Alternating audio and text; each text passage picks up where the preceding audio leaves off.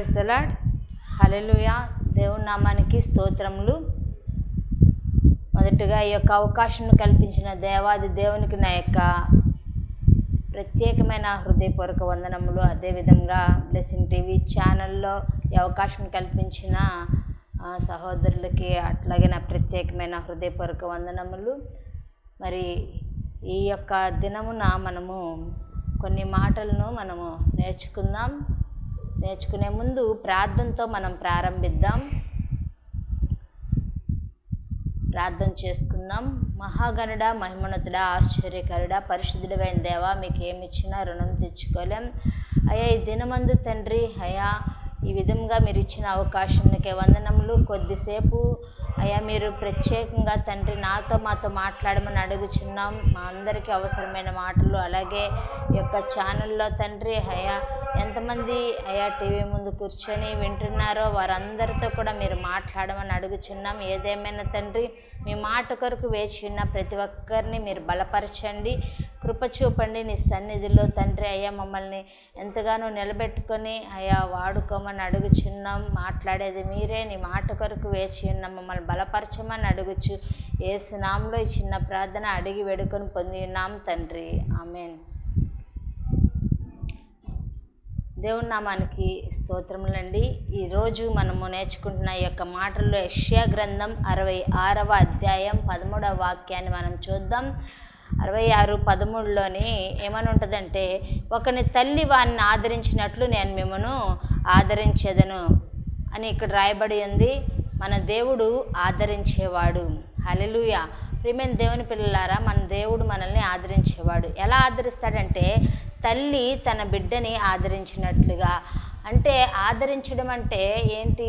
ఓదార్చడం. మనకి ఒకానొక సమయంలోని మనల్ని ఏదైనా సరే బాధ వచ్చినప్పుడు, కలత కలిగినప్పుడు, కన్నీరు వచ్చినప్పుడు ఓదార్చేవారు ఎవరండి? మన దేవుడు మాత్రమే. కాబట్టి తల్లి తన బిడ్డను ఓదార్చినట్లు మన దేవుడు మనల్ని ఓదారుస్తాడు. హల్లెలూయా. నేను మిమ్మల్ని ఓదారుస్తానని చెప్తున్నాడు. హృదయంలో నెమ్మది లేని స్థితిలోని మనల్ని ఓదార్చేవారు ఎవరు ఉండరు. ఎవరు చూసినా నీ బ్రతుకు నీవు బ్రతుకు, నీకది తగినది అని చెప్పి హేళన చేసేవారే, అవమానపరిచేవారే, కానీ ఎవరు మనల్ని ఓదార్చేవారు కనపడరు. అయితే కానీ మన హృదయంలో చాలా మనం బాధపడుతూ ఉంటాం, కలత చెందుతూ ఉంటాము. అయితే మన అంతరంగం అంతా అసలు ఎంతో బాధ చేత నిండిపోయిన సమయంలోని మన దేవుడు, మన హృదయ అంతరంగంలో ఎరిగి ఉన్న దేవుడు మన దగ్గరికి వచ్చి మనల్ని బలపరుస్తాడు. నీవు ఏ విషయంలో బాధపడుతున్నావో, కలత చెందుతున్నావో,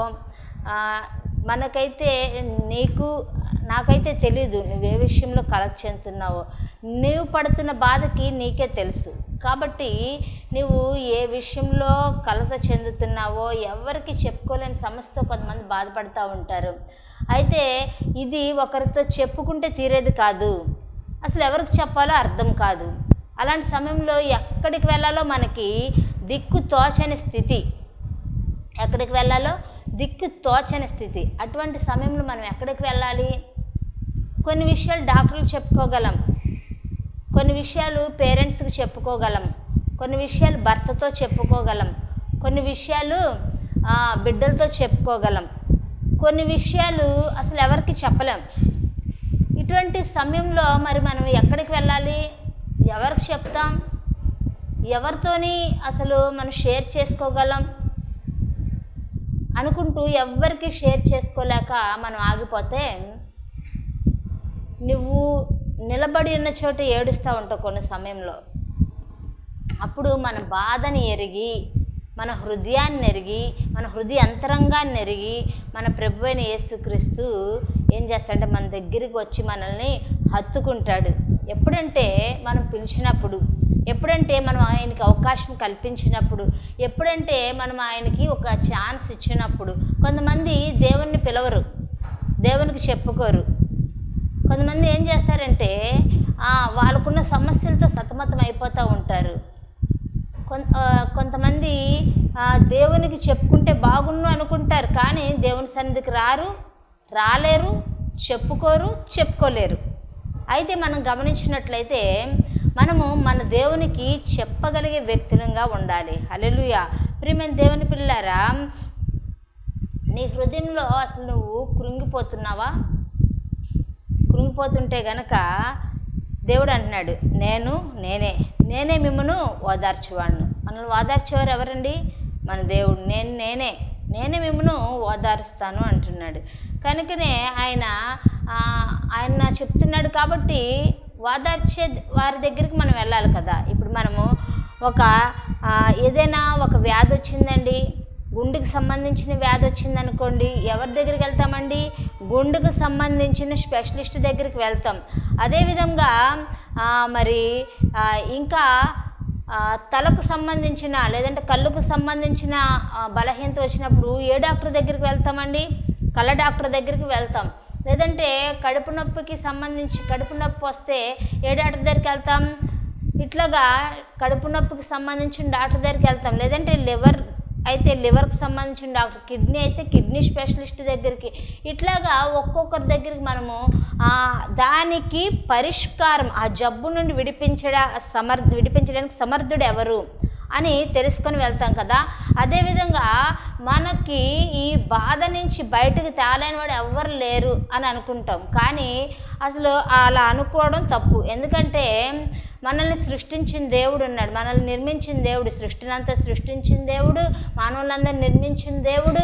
ఆయన ఎలా ఉన్నాడంటే ఆయన మన బాధను ఎరగడానికి, మన బాధను తీసివేయడానికి ఆయన మనం పిలవకుండానే మనల్ని గమనిస్తూ ఉంటాడు, మన దగ్గరికి వస్తాడు, మనం ఎప్పుడు పిలుస్తామా అని. అందుకనే ప్రకటన గ్రంథంలో రాయబడి ఉంది కదా, ఆయన నీ హృదయం అనే తలుపు నొద్ద నిలిచిండి తట్టుచున్నాను, ఎవడైనా నా స్వరము విని తలుపు తీసినేలా నేను ఆయన దగ్గరికి వస్తాను అని చెప్తున్నాడు. అంటే మనం గమనించాలి.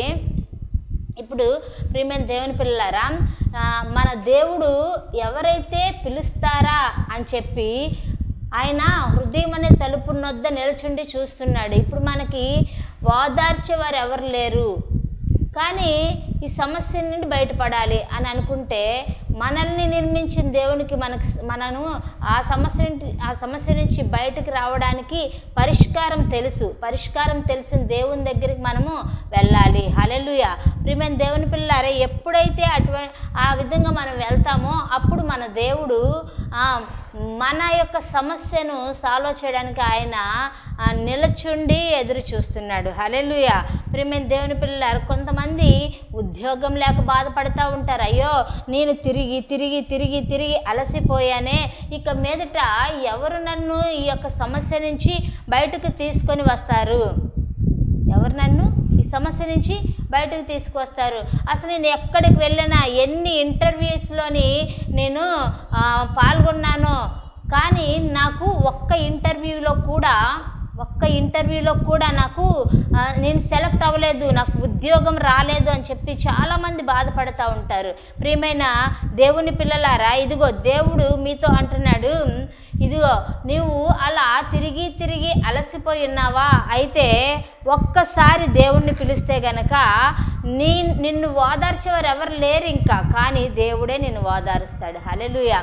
సమస్య నుంచి ఓదార్చగలిగిన దేవుడు ఆయన నీకు చెప్తున్నాడు. అంతేకాదు మనం కొంతమంది ఆర్థిక ఇబ్బందులతో ఉంటున్న వారు ఉంటారు, అవును కదా.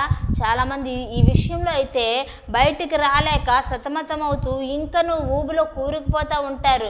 కొంతమంది ఈ యొక్క ఆర్థికపరమైన ఇబ్బందుల చేత బాధపడుతున్న వారు ఈ అప్పుల నుంచి బయటకు రాలేక ఇంకా ఒక దగ్గర నుండి ఒక దగ్గర అప్పు చేసి వాళ్ళకి కట్టి మరలా అక్కడి నుంచి ఇక్కడ కట్టి ఇక్కడి నుంచి ఇక్కడ ఇలా వడ్డీలు పెరిగిపోయి మనస్సు నెమ్మది లేని స్థితిలో ఉంటున్న వారు ఉన్నారు. అటువంటి వారితో దేవుడు మాట్లాడుతున్నారు, ఇదిగో నేను ఓదార్చువాడను నేనే, ఈ సమస్య నుండి బయటకు తీసుకురాగలిగిన దేవుడను నేనే అని చెప్తున్నాడు. హల్లెలూయా. ప్రియమైన దేవుని పిల్లలారా, అంతేకాదు నీకు నీ యొక్క కుటుంబంలో నీ బిడ్డలకి పెళ్ళిళ్ళు అవ్వక, అయ్యో ఎంతగానో నా బిడ్డలకి పెళ్ళిళ్ళు కాక బాధపడుతున్నామే, దీనికి పరిష్కారం ఎవరు చూపుతారని నువ్వు అనుకుంటున్నావేమో, మన దేవుడైన యెహోవా ఏమన్నారంటే ఆయన నేను నిన్ను బయటికి తీసుకొని వస్తాను. హల్లెలూయా. నీ యొక్క సమస్యకు పరిష్కారం నేను చూపుతాను అంటున్నాడు. అయితే మనం ఆయనకి అవకాశం ఇవ్వాలి, ఆయనకు మనము సమయం ఇవ్వాలి. ఆయనకు మనము ఏం చేయాలంటే, ఈ లోకంలో నువ్వు పెళ్లి సంబంధాలకు తిరగని రోజు ఉండకపోవచ్చు, కానీ దేవుని సన్నిధికి తిరగని రోజు ఉంది కదా. కానీ దేవుని సన్నిధి రోజు కూడా మనం ఏమనుకుంటామంటే, ఆదివారం దేవుని సన్నిధి విశ్రాంతి దినమును పాటించాలి.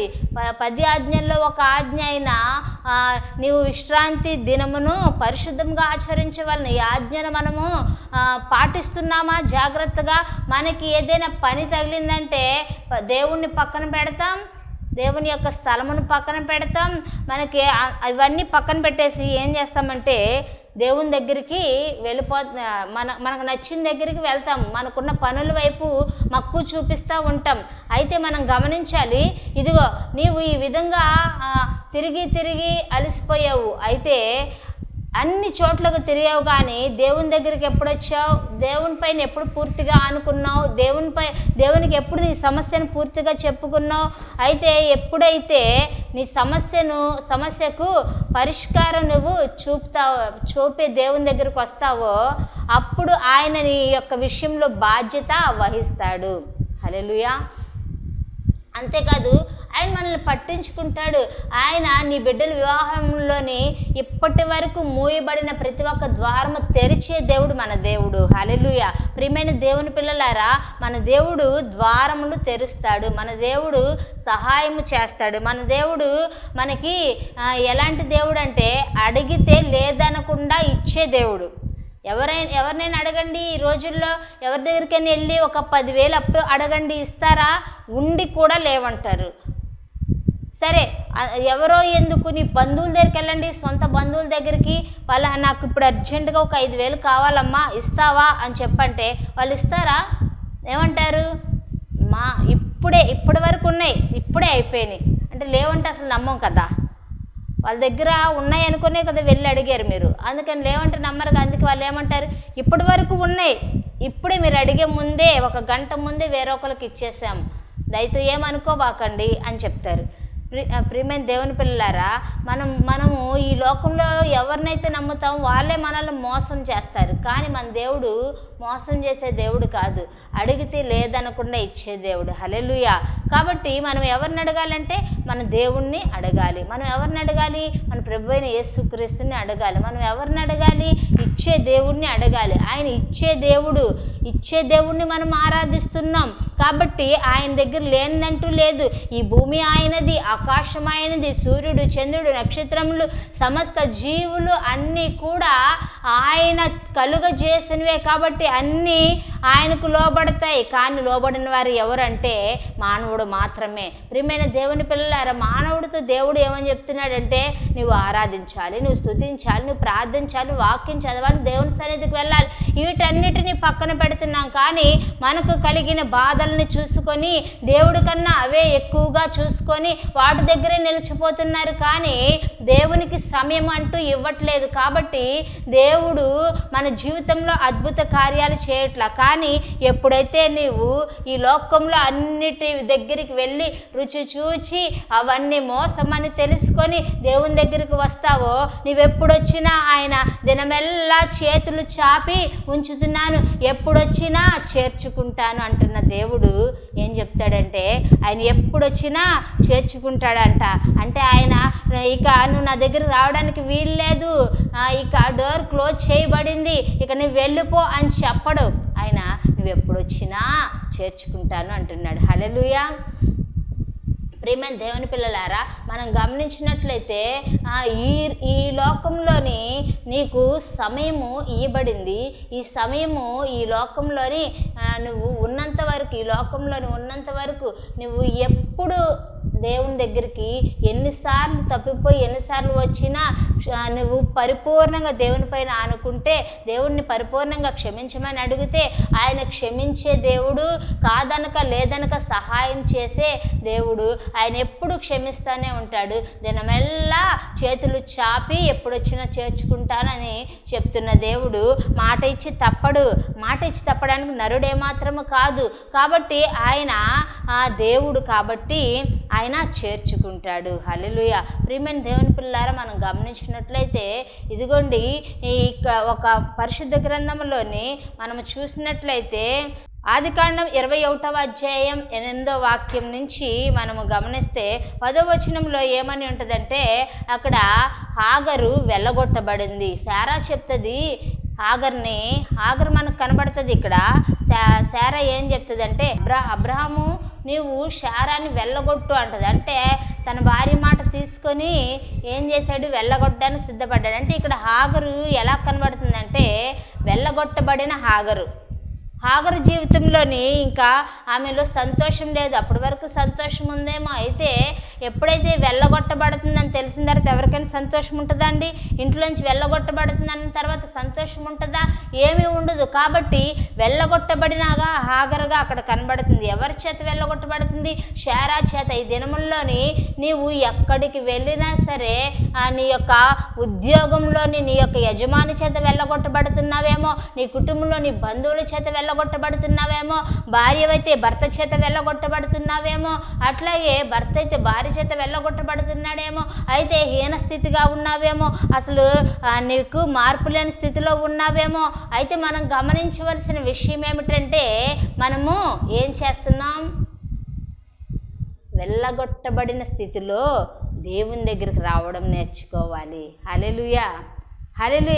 అంతేకాదు 14వ వచనంలో చూస్తే పంపివేయబడిన హాగరు కనబడుతుంది. ఎవరండి పంపివేయబడిన హాగరు? అబ్రహాం చేత. అబ్రహాం ఏం చేశాడు? అక్కడ ఒక నీళ్ళ తిత్తినిచ్చి ఇదిగో నువ్వు వెళ్ళు అని చెప్పి పంపివేశాడు తన కుమారుడిని. తనని హాగర్కి ఇంకా ఎక్కడ లేని దుఃఖమండి. తన భర్త చేతే ఏం చేయబడుతుంది? పంపివేయబడుతుంది. తన భర్త చేత పంపివేయబడుతున్న హాగరు ఏం చేయబడుతుంది?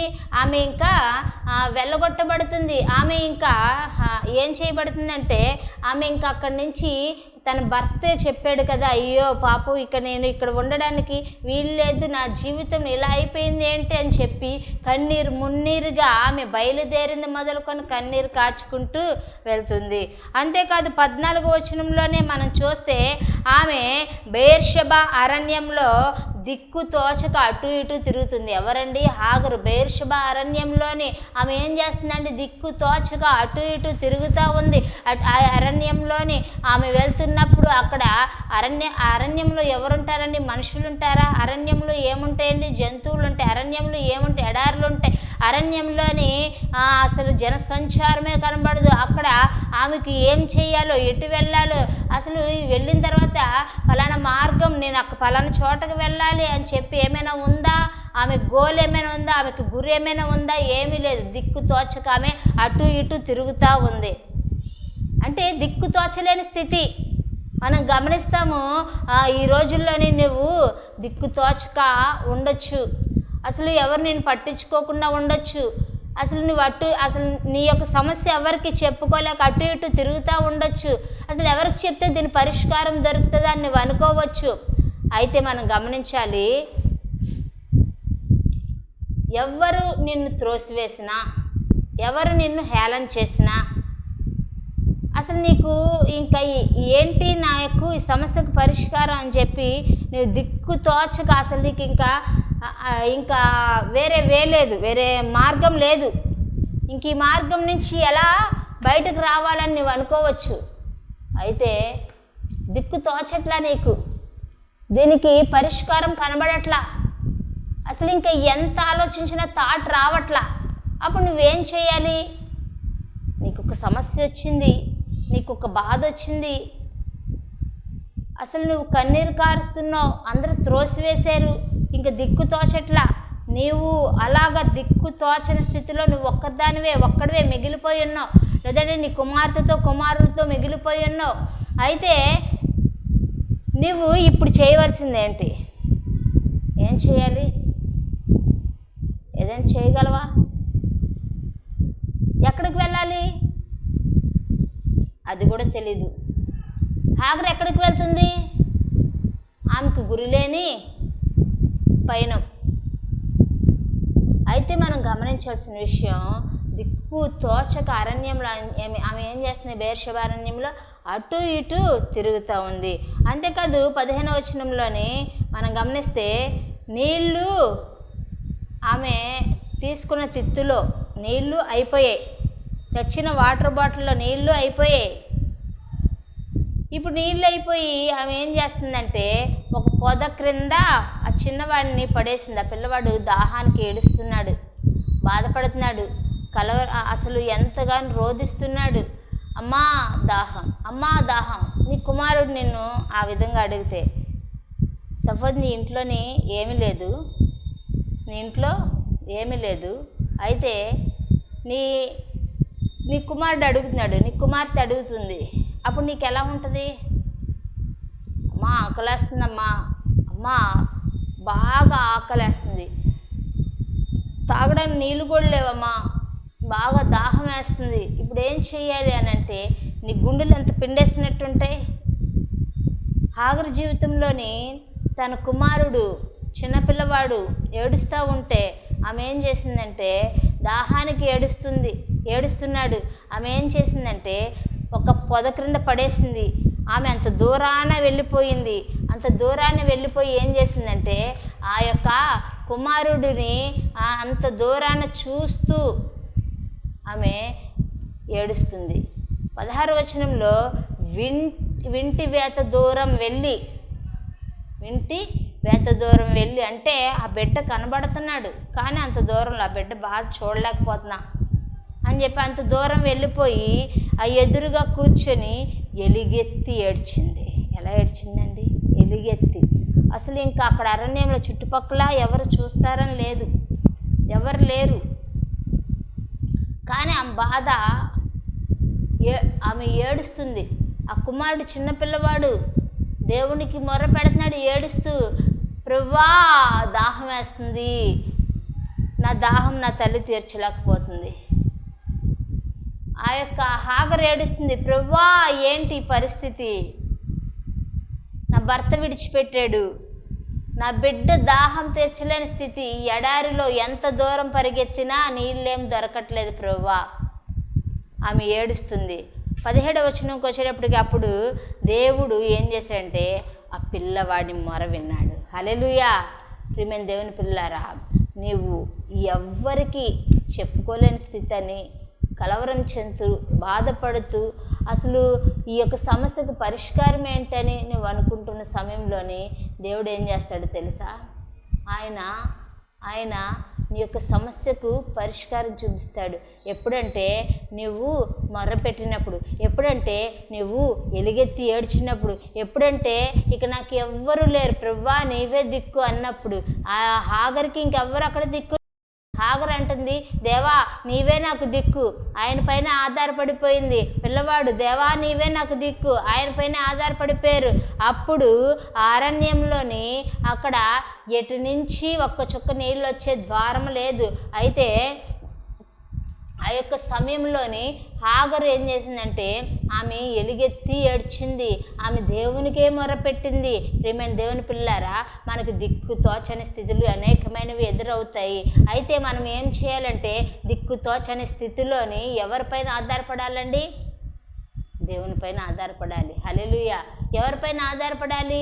దేవునిపైన ఆధారపడి ఎలుగెత్తి ఆడవాలి, ఎలుగెత్తి మొర్ర పెట్టాలి, ఎలుగెత్తి చెప్పాలి, ప్రభువా నా పరిస్థితి ఇది అని. నువ్వు చెప్పకుండా ఉండకూడదు, పరిస్థితుల వైపు చూడకూడదు. దిక్కుతోచక అటు ఇటు తిరిగినంత మాత్రాన ప్రయోజనం లేదు. నీవు అటు ఇటు తిరిగితే నీ యొక్క సమస్యకు పరిష్కారం దొరకదు.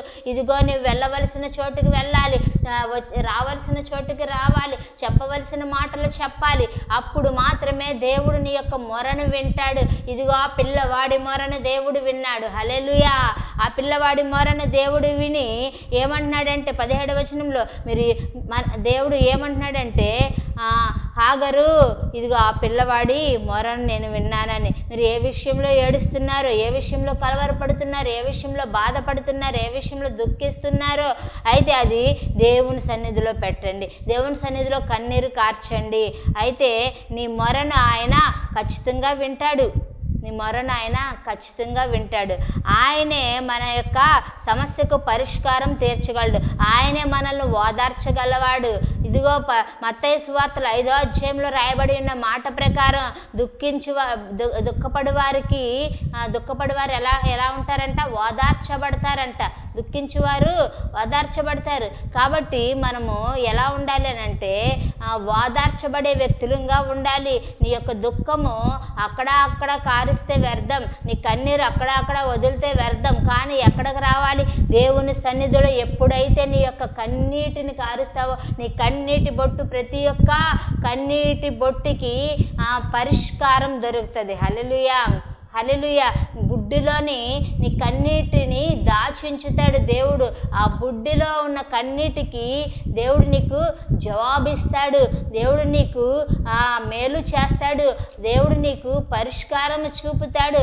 అందుకని ఇర్మియా ప్రవక్త అంటున్నాడు కదా, నీ తలను జలమయముగా మార్చు, నీ కన్నులను కన్నీటి ఊటగా మార్చు అంటున్నాడు. అంటే ఆ ఇర్మియా భక్తుడు అంటున్నాడు, ప్రభువా నా తలను జలమయంగా, నా కన్నులను కన్నీటి ఊటగా మార్చాను. మనము కూడా అదే విధంగా చెప్పాలి, ప్రభువా నా తలను జలమయముగా మార్చిన, కన్నులను కన్నీటి ఊటగా. ఏ కన్నీటి ఊటగా? ఈ లోకంలో ఏడ్చే కన్నీటి ఊటగా కాదు, దేవుని సన్నిధిలో ఏడ్చే విధంగా. కన్నీటి ప్రార్థన ఆయన దాటిపోలేడు. కాబట్టి ఇదిగో హాగరు ఎలుగెత్తి ఏడ్చింది, కన్నీరు కార్చింది, ఆమె ఓదార్చబడింది. ఆమెకు ఎటువంటి ఓదార్పు దొరికింది అంటే, మనం గమనించినట్లయితే 17వ వచనంలో ఆ యొక్క చిన్నవాణి మొర దేవుడు విన్నాడు. విన్న దేవుడు ఏమి చేశాడు మనం గమనిద్దాం. విన్న దేవుడు ఎలా జవాబిచ్చాడో మనం గమనిద్దాం. హాగరు నీకేమి వచ్చినది? హల్లెలూయా. ఏమన్నాడు దేవుడు? హాగరు నీకేమి వచ్చింది? ఎందుకు అలా ఏడుస్తున్నావు? ఎందుకు అలా భయపడుతున్నావు? భయపడకు, నీకేమొచ్చింది? భయపడకు. భయపడకు అని చెప్పేవారు ఈ లోకంలో ఎవరినున్నారా? ఎవరినున్నారండి భయపడకని చెప్పేవారు? ఈ లోకంలోని భయపడకని చెప్పేవారు ఎవ్వరూ లేరు. అందరూ ఏం చెప్తారంటే, ఏం చెప్తారు? మనకు ఇదిగో నువ్వు ఎందుకు ఈ సమస్త బాధపడుతున్నావు? చావైన చావకూడదా? ఇలా చెప్పేవారు అనేక మంది కదండి. చస్తే బాగుంటుంది, లేదంటే అసలు ఎందుకమ్మా ఇలా చేసావు, ఏంటి అప్పులు, లేదంటే ఎందుకు నీ కుమారుడికి పెళ్లి చేయవా, ఏంటమ్మా గర్భం తెరవబడలేదా, ఇంకను గొడ్రాలుగా ఉన్నావా? ఇట్లాగా నిందలు నిందలు నిందలు బాధింపబడి వారి పైన కారము జల్లి బాధ పెట్టేవారు అనేక మంది కనబడతారు. కానీ ఓదార్చేవాడు ఒక్కడే. హల్లెలూయా. ఆయనే మన ప్రభువైన యేసుక్రీస్తు. ప్రార్థన చేద్దాం. పరిశుద్ధుడా, మీకు వందనాలు చెల్లిస్తున్నాం. గొప్ప దేవుడా, అయ్యా ఈ దినమందు తండ్రి ఎంతమంది అయితే తండ్రి అయ్యా ఈ మాటలను విన్నారో అయ్యా వారందరి కొరకు నేను ప్రార్థన చేస్తున్నాను. ప్రభువా ఒక్కసారి మీరు జ్ఞాపకం చేసుకోండి ఈ బిడ్డలందరినీ తండ్రి. అయ్యా ఎంతమంది అయితే ఈ యొక్క స్వరము విన్నారో, ఎంతమంది అయితే తండ్రి ఈ మాటలను వింటున్నారో, ఎంతమంది అయితే తండ్రి అయ్యా వారి జీవితాలు మార్చుకోవాలనుకుంటున్నారు, ప్రతి ఒక్కరిని మీరు మార్చండి. ప్రతి ఒక్కరి జీవితాల్లో తండ్రి గొప్ప కార్యము చేయండి అయ్యా. ప్రతి ఒక్కరిని మీరు వాదార్చండి, బలపరచండి. బిడ్డలు లేని వారికి బిడ్డలను అనుగ్రహించమని అడుగుచున్నాం. అదేవిధంగా తండ్రి మరి ఒకసారి అయ్యా వారందరి కొరకు ప్రార్థన చేస్తున్నాం తండ్రి. నిశ్చయంగా తండ్రి ఎంతమంది అయితే ఏ సమస్య కొరకు బాధపడుతున్నారో అన్నిటి నుంచి విడిపించి ఓదార్చే దేవుడివైన నీ హస్తాల్లోకి వస్తుండగా మీరే గొప్ప చేయ మొదలు పెట్టమని అడుగుచు ఈ చిన్న ప్రార్థన యేసు శక్తి గల నామములో మాత్రమే అడిగి వేడుకొని పొంది ఉన్నాం తండ్రి. ఆమేన్.